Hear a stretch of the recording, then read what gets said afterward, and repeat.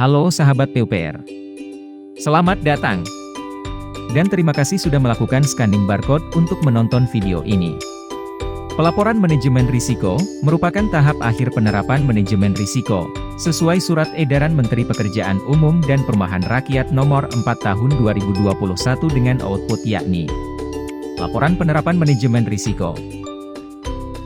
Sebelumnya, kita akan berkenalan dengan pihak-pihak yang terlibat dalam pelaporan manajemen risiko. Yang pertama, UPR atau Unit Pelaksana Risiko. Unit Pelaksana Risiko memiliki peran menyusun laporan penerapan manajemen risiko setiap 3 bulan, dan menyampaikannya kepada level UPR yang lebih tinggi. Dalam penyusunan laporan, UPR juga bertugas melakukan pengawasan penerapan MR di unit masing-masing. UPR terdiri dari pemilik risiko dan pengelola risiko. Yang kedua, UKI atau Unit Kepatuhan Intern. UKI memiliki fungsi mengevaluasi penerapan KIMR di unit-unit yang diawasi oleh UPR dan melaporkannya secara periodik kepada pimpinan organisasi terkait, dengan tembusan sekretaris organisasi, dalam bentuk laporan evaluasi serta melakukan verifikasi laporan penerapan manajemen risiko yang dibuat oleh UPR. Setelah berkenalan dengan pihak-pihak yang terlibat, kita harus tahu, untuk apa laporan penerapan MR dibuat. Yang pertama adalah, untuk mengkomunikasikan aktivitas MR dan hasil luaran MR di lingkungan internal organisasi. Yang kedua, memberikan informasi pengambilan keputusan terhadap masalah di masa depan serta meningkatkan aktivitas manajemen risiko. Lalu, apa saja isi laporan penerapan manajemen risiko?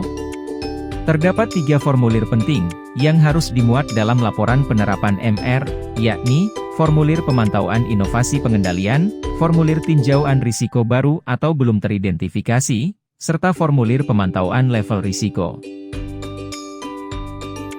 Selanjutnya, kita akan membahas penyusunan formulir dalam laporan penerapan MR. Yang pertama adalah formulir pemantauan inovasi pengendalian. Formulir ini diisi saat pemilik dan pengelola risiko selesai melaksanakan pemantauan saat penerapan inovasi pengendalian manajemen risiko telah dilaksanakan. Isinya adalah realisasi waktu, hasil pemantauan dan hambatan dalam implementasi inovasi pengendalian. Formulir kemudian ditandatangani pimpinan UPR. Yang kedua adalah formulir tinjauan risiko baru atau belum teridentifikasi.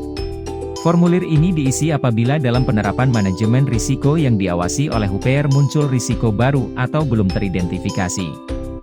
Risiko tersebut didata dalam formulir, yang selanjutnya akan diverifikasi oleh UKI. Hasil verifikasi UKI akan dijadikan rekomendasi pimpinan organisasi, untuk menambahkan risiko baru ke dalam register risiko triwulan selanjutnya. Yang ketiga adalah formulir pemantauan level risiko. Formulir ini diisi sebagai acuan perbandingan besaran level risiko aktual, dengan harapan besar level risiko. Apabila besaran level risiko aktual lebih besar dari besar level risiko harapan, respon risiko dinilai tidak efektif atau dianggap belum diimplementasikan, sehingga UPR harus menambah, mengganti pengendalian risiko untuk tahun berikutnya, atau mengimplementasikan pengendalian yang belum dijalankan. Sehingga apabila disimpulkan, alur penyusunan laporan penerapan MR dilakukan dengan 4 tahapan, yakni pemantauan, pengisian formulir, penandatanganan dan verifikasi. Selanjutnya adalah pembahasan mengenai alur pelaporan penerapan manajemen risiko. Pertama-tama, kita harus mengenal lingkungan pelaporan manajemen risiko, yang dibagi menjadi 3 level tingkatan, yakni UPR, T3 dengan lingkungan satuan kerja dan SNVT, UPR, T2 dengan lingkungan unit kerja organisasi, balai besar dan balai wilayah sungai serta balai teknik. UPR, T1 adalah lingkungan Direktorat Jenderal Sumber Daya Air.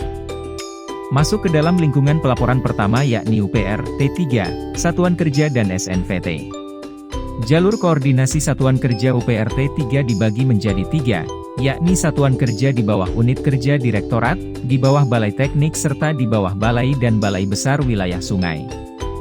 Alur pelaporan manajemen risiko dimulai dengan UPR yakni Kepala Satuan Kerja atau Kasatker melakukan pemantauan dan pengawasan penerapan manajemen risiko.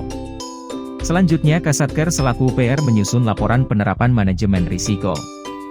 Kasatker selaku pimpinan UPRT 3 wajib melaporkan laporan penerapan manajemen risiko ke lingkungan UPR 1 tingkat di atasnya, yakni UPRT 2 sesuai jalur koordinasi masing-masing satuan kerja. Kasatker selaku UPR, wajib memberikan tembusan laporan penerapan MR kepada UKI dan UKI UPT, untuk memverifikasi laporan penerapan MR. Setelah itu, UKI UPT akan membuat laporan evaluasi penerapan manajemen risiko, untuk diberikan kepada pimpinan unit kerja masing-masing di UPRT 2. Isi laporan evaluasi berupa feedback dan usulan temuan risiko baru atau belum teridentifikasi, yang ditemukan oleh hasil pengawasan UPRT 3. Lingkungan pelaporan selanjutnya adalah UPRT 2, yakni lingkungan unit kerja Direktorat, Balai Teknik, BBWS dan BWS. Alur pelaporannya adalah UPR yakni Direktur maupun Kepala Balai, bersama dengan pengelola risiko masing-masing, melakukan pemantauan pelaksanaan penerapan manajemen risiko, pada pelaksanaan sasaran kegiatan masing-masing unit terkait. Setelah melaksanakan peninjauan dan pemantauan, tim UPR mengisi formulir, guna menyusun laporan penerapan MR untuk selanjutnya dilaporkan kepada pimpinan organisasi UPR 1 tingkat di atas UPRT 2, yakni UPRT 1.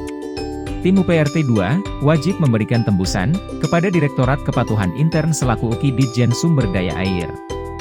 Direktorat Kepatuhan Intern, memverifikasi temuan UPRT 2, dan memberikan feedback dengan membuat laporan evaluasi penerapan MR, yang berisi rekomendasi temuan risiko baru, untuk diserahkan kepada pimpinan organisasi, yakni Direktur Jenderal Sumber Daya Air. Lingkungan pelaporan tertinggi, berada pada UPRT 1, yakni Direktorat Jenderal Sumber Daya Air, Kementerian PUPR. Alur pelaporannya, Direktur Jenderal Sumber Daya Air, selaku pemilik risiko dan pimpinan UPR menerima laporan penerapan manajemen risiko, dari UPR-UPR di tingkat 2 dan 3, sekaligus melakukan pengawasan penerapan manajemen risiko, di lingkungan Direktorat Jenderal Sumber Daya Air. Direktur Jenderal SDA selaku pemilik risiko, dibantu Sekretaris Direktorat Jenderal SDA selaku pengelola risiko, dan anggota tim UPR, bersama-sama menyusun laporan penerapan manajemen risiko, di lingkungan Ditjen Sumber Daya Air, yang selanjutnya akan dilaporkan, kepada Menteri Pekerjaan Umum dan Perumahan Rakyat, melalui Sekretaris Menteri, dengan memberikan tembusan, kepada Inspektur Jenderal di Inspektorat.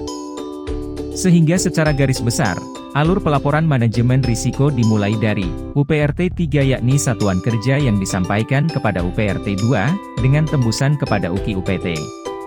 UPRT 2 akan menerima laporan dari UPRT 3, sembari menyusun laporan penerapan MR, untuk diserahkan kepada UPRT 1, dengan tembusan Direktorat Kepatuhan Intern selaku UKI Ditjen SDA.